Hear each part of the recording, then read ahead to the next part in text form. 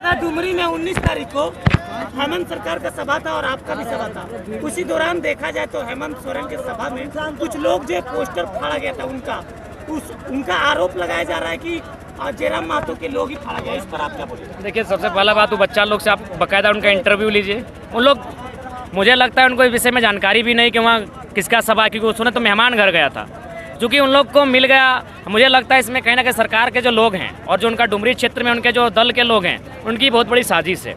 उन लड़कों के पास ना मेरा टेलीफोन नंबर होगा, ना कभी उनसे मेरी बात हुई होगी। आप चाहें तो इसका बाकायदा सर्वे कर ले, क्योंकि वो लड़का लोग का नाम तो सबको जानता है। जबकि हम लोग को सुनने में आया, बाकायदा प्रशासन फोर्स कर रही थी कि आप सिर्फ बता दो कि आपका संबंध जेबी केस से किया जा रहा था। और जैसा कि सूचना मिला, 2 बच्चा तो बोकारो का अपना फूफू घर गया था।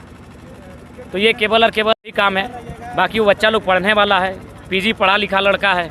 उन लोग, मुझे नहीं लगता इस तरह कार्य किया होगा। उन लोग केवल जबरन कि जेबी केस से नाम जोड़ने के लिए, हम लोगों को बदनाम करने के लिए कंटिन्यू उनको फोर्स किया गया था, जो कि मुझे लगता है। और उनको ले ऐसा गया जैसे कोई गैंगस्टर हो, जैसे कोई बड़ा क्रिमिनल हो, कोई मने अपराधी हो, जो मने उस पर जैसे लगभग दर्जनों हत्या का मुकदमा दायर हो। इस प्रकार उन्हें ले जाया गया, पोस्टर फाड़ा गया था। उसके लिए कानून बनता है। प्लस उन्होंने, आप उन बच्चों से ही बाकायदा इंटरव्यू ले सकते हैं। मुझे लगता है ये बहुत बड़ी सोची समझी साजिश थी।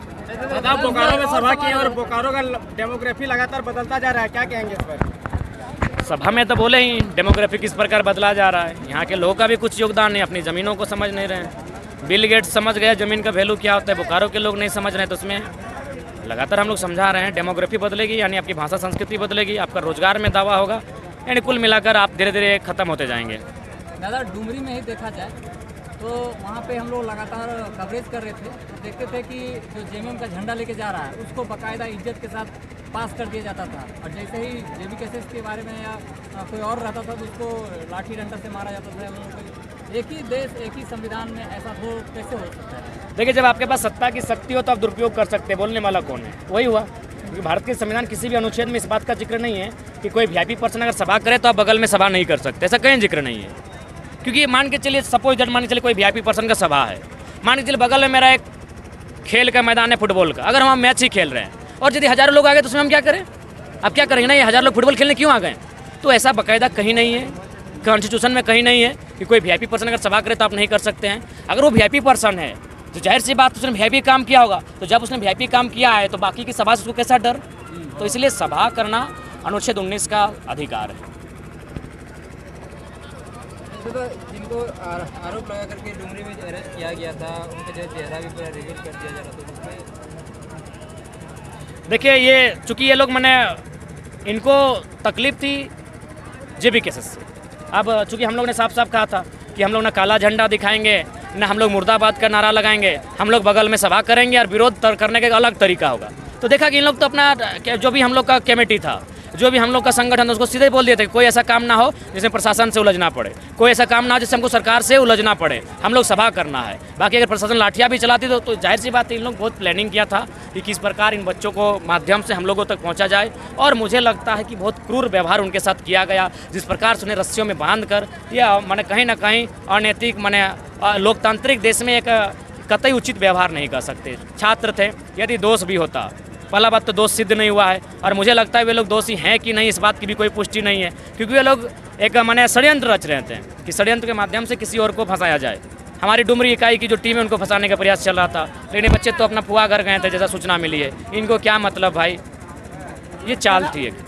जब आप आंदोलन कर रहे थे उस समय भी लोग भारी बारिश में खड़े होकर के आपकी बातों को सुन रहे थे, और आज जब पार्टी का जो है आपने घोषणा कर दिया तब भी लोग भारी बारिश में जो है खड़े होकर आपका भाषण सुन रहे। चंदन क्यारी में जो है ऐतिहासिक रैली रहा, तो क्या लगता है आगे? देखिए, सबसे पहला बात, हम लोग जो भी कहते हैं क्लियर कट कहते हैं, पॉइंट की बात करते हैं। ना देश के प्रधानमंत्री की तरफ फेंकते हैं, ना देश के मुख्यमंत्री की तरफ फेंकते हैं, दोनों फेंकते हैं, देश के प्रधानमंत्री भी और मुख्यमंत्री भी। चूँकि अभी मुख्यमंत्री की बात कर लें, हाल फिलहाल आए थे, धोती साड़ी बांट रहे थे, सोना सोवरन धोती साड़ी योजना, यानी हमारे वो झारखंड के ही हैं। 100% जो लोग हैं धोती साड़ी पाने वाले वो झारखंड के ही हैं। यानी हमारी दादी को क्या मिला? साड़ी। हमारे दादू को क्या मिला? धोती। और नौकरी किसको मिला? यूपी बिहार वालों को। कहाँ? टीचर का नौकरी। 2 साल बाद 3 साल बाद पेमेंट क्या होगा? 1 लाख। तो ये हमारे लोगों को सोचना चाहिए कि हमें धोती साड़ी चाहिए या एक सरकारी नौकरी चाहिए। अभी हमारे हिस्से कि हाँ, आप नौकरी नहीं देते तो चलिए भाई, महंगाई है, बेरोजगारी है, कोई सरकार नहीं दे पा रही है। आप बाकायदा नौकरी बांट रहे हैं और बाहरियों को बांट रहे हैं, ये तकलीफ है। और हमारे लोग खुश हैं धोती साड़ी में। देखिए उन लोग बाकायदा बोल रहा है हेमंत सोरेन अच्छे मुख्यमंत्री हैं, यूपी बिहार वाले, नौकरी क्लियर हो गया। अरे दीदी आपको क्या पता चलेगा, आपको तो नौकरी मिला है, आपको तो प्रमाण पत्र मिला है, आपको तो नियुक्ति पत्र मिला है। हमारी माँओं का, हमारे बहनों का, हमारे माताओं का सिंदूर जुड़ा है। वो दर्द को हम लोग जानते हैं कि तकलीफ में राज लिए हैं। आपके तो चेहरे पे हंसी का ठिकाना नहीं है। आपको राज्य में नौकरी मिला है, मज़े से लूटिए। वे बाहर के लोग यहाँ लूटने के लिए आते हैं, मज़े से लूटिए। लूटने का आपको बाकायदा लाइसेंस मिल गया, सरकारी लाइसेंस यहाँ। लेकिन वो हम जानते हैं कि कितना मैंने अनगिनत लोग हमारी माएँ, बहनें, मौसी, काकी, जेठी विधवा हुई हैं। हमारे पुरुषों की बात करें तो मैंने काल कोठरियों में मार मार के चमड़ा छील दिया जाता था, और बाहर के लोग मुस्कुराते बोल रहे हेमंत सोरेन नौकरी बांट रहा है। अरे बांटिए ना, जिनका परिवार बर्बाद हो गया उनको बांटिए, जिनका गांव तबाह हो गया उनको बांटिए। जिनको बांटना है उनको तो बांट नहीं रहे। गांव तो छोड़िए, यहाँ जिला तबाह हो गया है, 84 गांव बोकारो में तबाह हुआ है, उनको बांटे नौकरी। कितना साहस है, आप बनाइए ना। आपके पास कानून है, आपके पास अधिकार है ज़मीन वापसी का, आप ज़मीन वापसी कीजिए ना। आपकी बड़ाई करेंगे, आपका तारीफ करेंगे। धोती साड़ी के लिए आपको गवर्नमेंट में नहीं भेजे हैं।